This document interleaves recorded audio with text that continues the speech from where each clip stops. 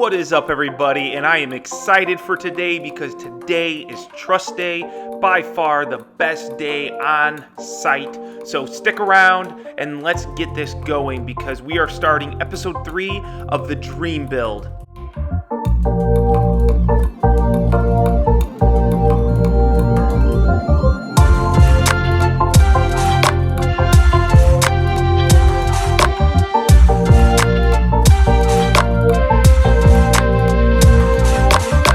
Big stack of trusses. These are going to be a double ply truss, so anything over 60 foot they're now saying has to have a uneven snow loading on the top cord for snow loading, and what that requires us to do is on our 8-foot centers double up the trusses. So these will be some nice stout and beefy trusses, which makes it easier to install. And as you can see, what they do is they go to a 2x6 bottom cord instead of a 2x10 bottom cord, top and bottom. Current job is trying to get these 72-foot wide trusses to all line up because it's always easier to mark all of your purlin locations, your wind ties, mark them all here on the ground, mark them all at the same time so that everything lines up perfectly. Instead of pulling a tape measure out and measuring every one, we try to line up and do them all at once, but these things are giving us a hard time, so we're going to screw a board into this end and see if we can leverage them, Greg. Let's do it.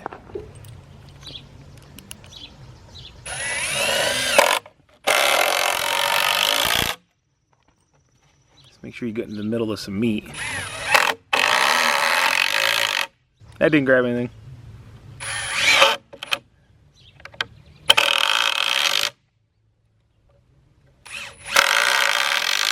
Let's see if the power of leverage is on our side.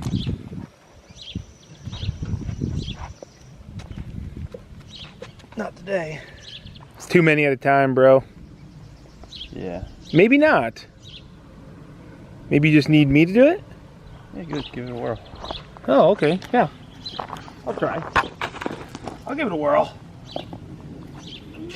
Nope, I can't do it.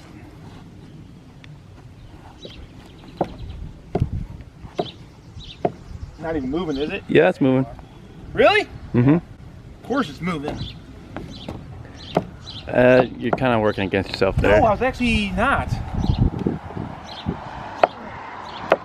Come up on top of this truss pile and pull this tight. Yep. Gonna bounce. Okay. Watch your hands. It's like I'm swinging for the fences. You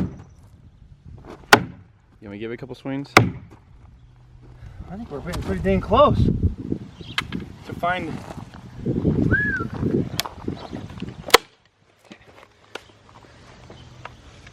Good start.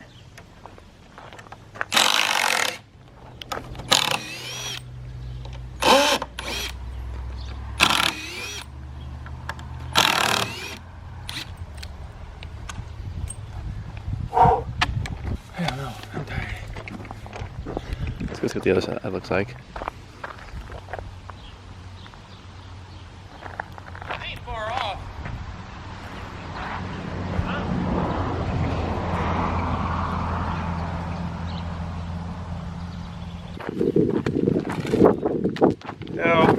You know, we're never gonna get these perfect because they aren't made perfectly. Unfortunately, every time we think they're gonna be perfect, we're disappointed. So they could be off an eighth or so here and there, which on 72 foot we can make work. If it looks straight, it is straight, you know, one of them deals, unfortunately. So what we'll do now is we'll measure off the peak our 4.5 inches and make our first mark, and then from there every 2 foot down the way, and all we'll do is we'll use our square to square up just these first 5 or so, and then once we get them pulled off, then we'll square up more down. So we'll keep straightening out the pile. It's just too much to straighten all at once. So we've learned over time that we are not gonna get the centers and both ends perfect, because the truss manufacturers don't make perfect trusses. So what we do is we find the middle of all three, and we get the first set here. We've got 2 end trusses, 2 commons. These are 2-ply trusses, so we're just gonna mark 2 foot every 2 foot from this point. This is 4.5 inches. We do this purlin here for our ridge cap, and then Greg's gonna go down there and mark 2 foot every on the top truss, and then we're just gonna square it down. And then once we run out these ones, we'll reset again and keep it, you know, try to keep it consistent. That's the key.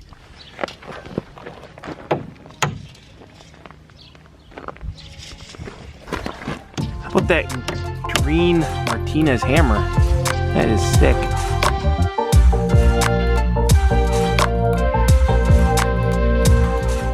Man, the first truss is always the most nerve-wracking, because it's the first time that you lift off the pile.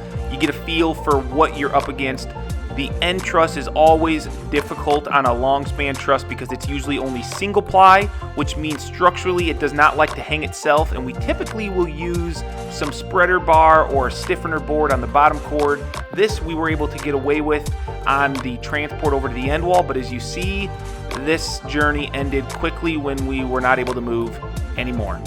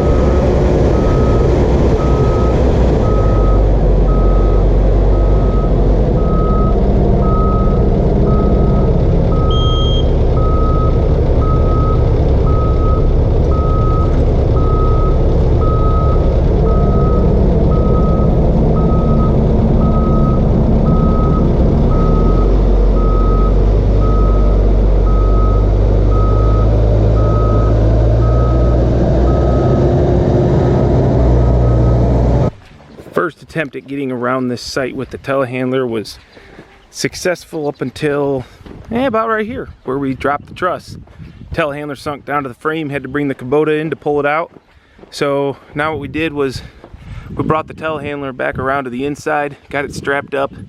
We're gonna screw off a stiffener board to keep it from wanting to, you see how it's concave now? It's wanting to come together. So we'll stiffen it up at the bottom cord and then hopefully maneuver this telehandler back and forth until we can get it right where we want it on the inside. It'll be fun, but we're not getting the telehandler back here.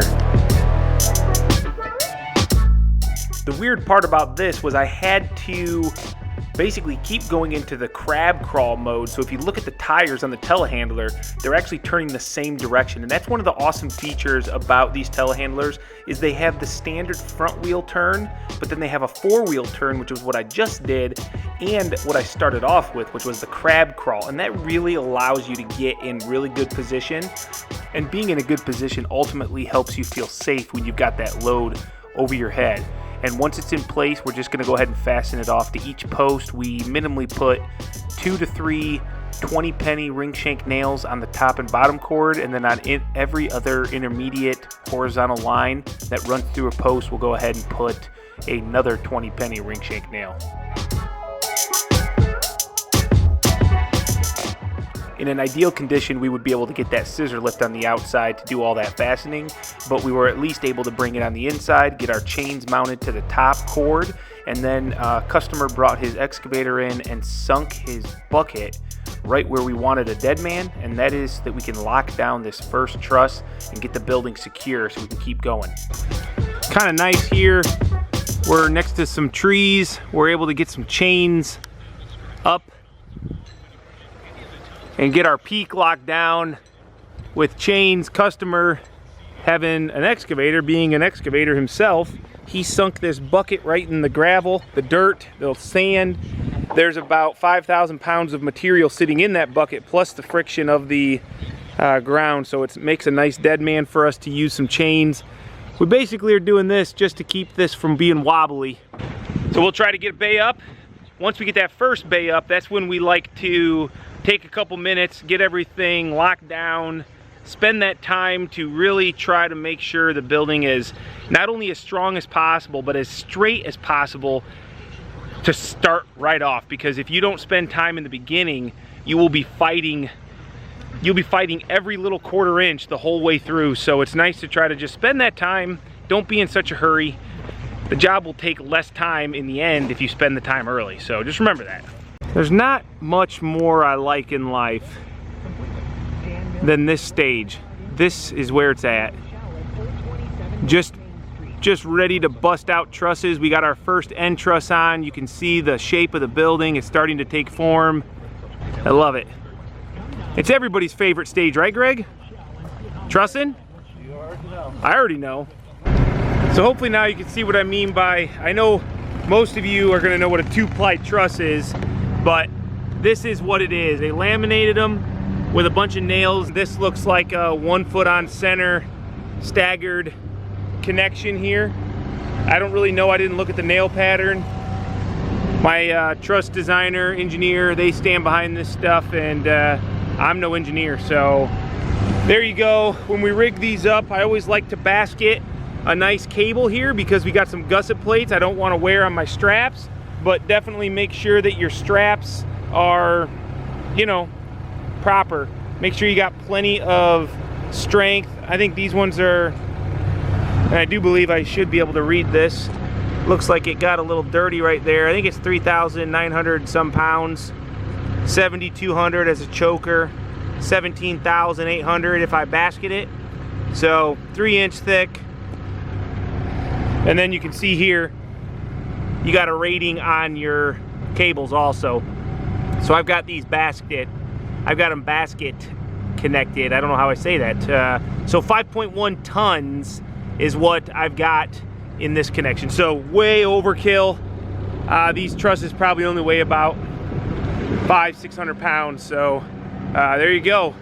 Top cord 2x8, bottom cord 2x6. Normally that's going to be a 2x10, especially with a ceiling load, but since these are a double ply truss, that's how the engineer was able to do it. Save some cost, make it more efficient without sacrificing any of the loading requirements. So there we go. This will be our third truss in. This will complete our first set. And once we complete our first set, that's when we're gonna start running our purlins. We got them all set up in the scissor lift. We'll get our wind ties. That'll lock down that first set of trusses so that we can get chains up and feel good about leaving it overnight.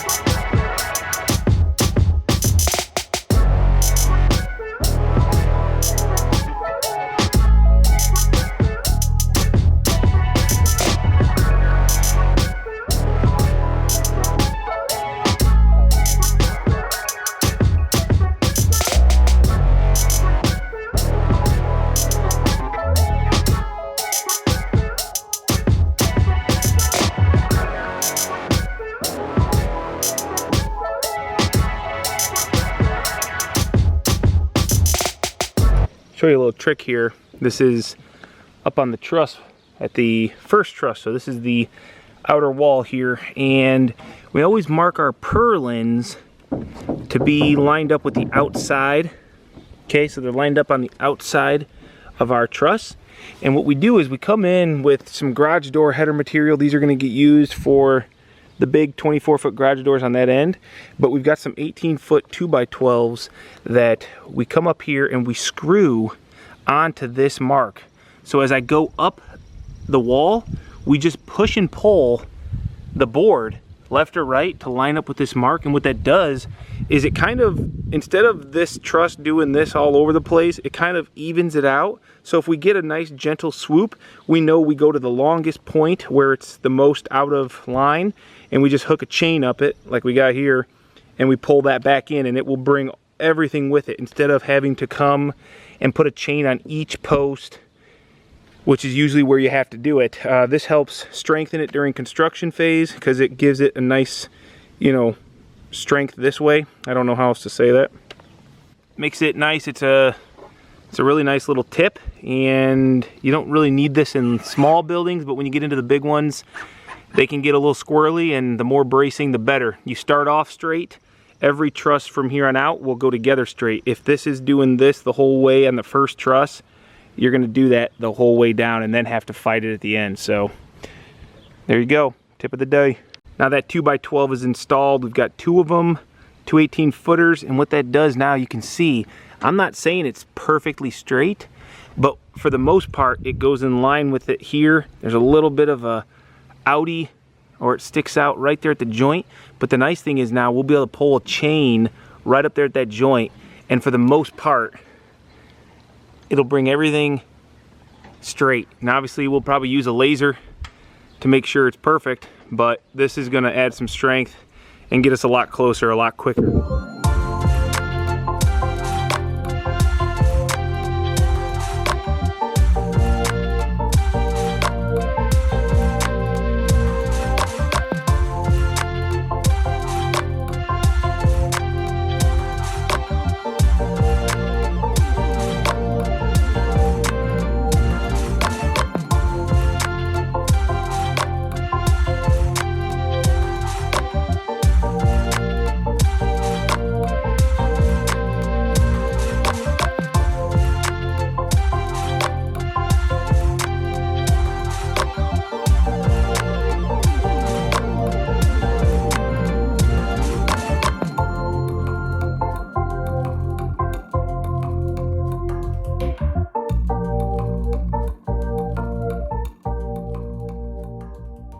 We're here on day, well, we're gonna call it like 3.5, first day of laying out brackets. I don't really consider much of a work day. It's more like preparatory, which is probably the most important work, to be honest. We've got 1 bay trusses up. We finished that up last night before we left.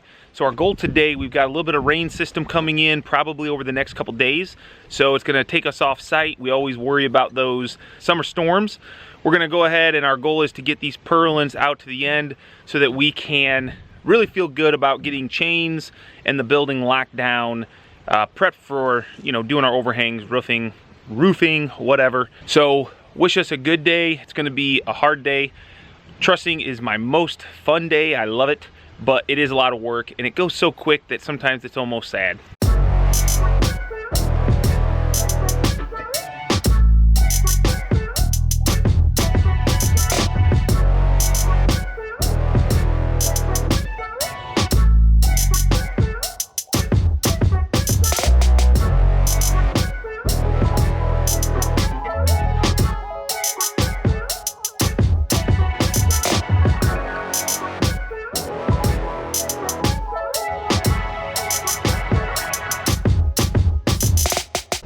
Up here putting purlins together, you can see these 2-ply trusses, and this ply is our actual center ply on our post. This is kind of the added one, so our lines are going to line up in the center of this truss. And then what we're going to do is we're going to take, you can see here, we're going to take our other purlin that's going to come from the last bay, and we're going to line up those lines, and then we're going to use a nail gun to nail them together. We put about 6 nails. I got about 4 or 5 on this side, and then we come on this side, and I don't think that's coming apart, especially once the steel diaphragm is in place.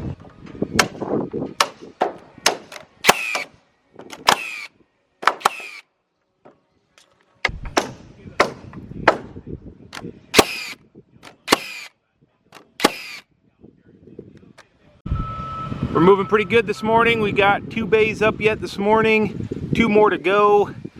We were waiting on 2x4 18s. Those just showed up. So I'm prepping these purlins here. You can see we've got our pre-measured marks. We got our drill holes for our 60 pennies. That way we don't have to pound through and potentially split. So I'll finish drilling these and we'll get them up and get these last 2 bays of trusses on so we can finish up this wall framing. Day 3.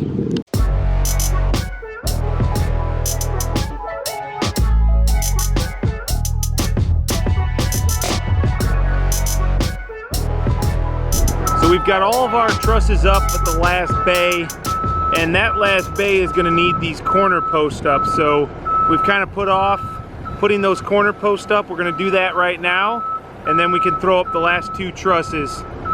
So not bad. Once we stand this last end wall truss, then we will come up and we'll build the door headers, stand those up. It just seems to be easier to do it once the truss is there, kind of stopping it from falling around. We can go right to the wall and then nail it off. So you can see here, Greg just got done putting some chains up, and we'll use those to, you know, secure the building this way, and we've got our chains on the other end pulling it the other way.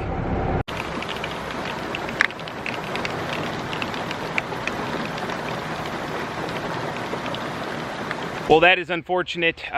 We just got a little bit of a rain come through, made all the wood wet, so I'm not real comfortable doing this last bay of trusses. We got the building secured, we got all of our chains, we got our wind ties up, and we just had a front move through, and I'm a little bit reluctant to start trussing. It takes about an hour to put up a bay, and I just don't know if it's worth it. There's always going to be another day, so I'd rather play it safe. While I'm at it though, I can kind of show you, because it's let up a little bit. When I talk about wind ties, I talk about these 2x4s that we have on the bottom cord. We run them from post to post. Sometimes our truss manufacturer is going to spec us to run some additional ties in this webbing up here, especially on these taller ones in the center. But this being a 2-ply truss, there's no tags calling for it. So actually there's no tags at all, but obviously we're always gonna run those bottom wind ties. Thankfully we got the telehandler here. It's giving us a good place to chain back everything to. That ain't going nowhere. It's about 25,000 pounds-ish. And then over here, the customer's buckets in the ground, and then we got some chains back to trees. And then the most important too is these chains that come off the bottom cord webbing and come back. These are what we call our cross chains, and those are gonna keep the building from going side to side in a wind. It's really hard for a building to fall over this way on the wall. So if you got your peak of your trusses from tipping with the chains, and you've got your cross chains from going this way, you're pretty good, especially at this stage. There's no steel, no wind catch. I mean, it's pretty minimal, but never hurts to play it safe. I'd rather, if I got the chains, throw them up. Dang it. I hate it when the day ends short because of the weather. We've got about 3 hours more of work we could do, but it makes no sense hanging around in the rain. Go do something more productive. We'll be back.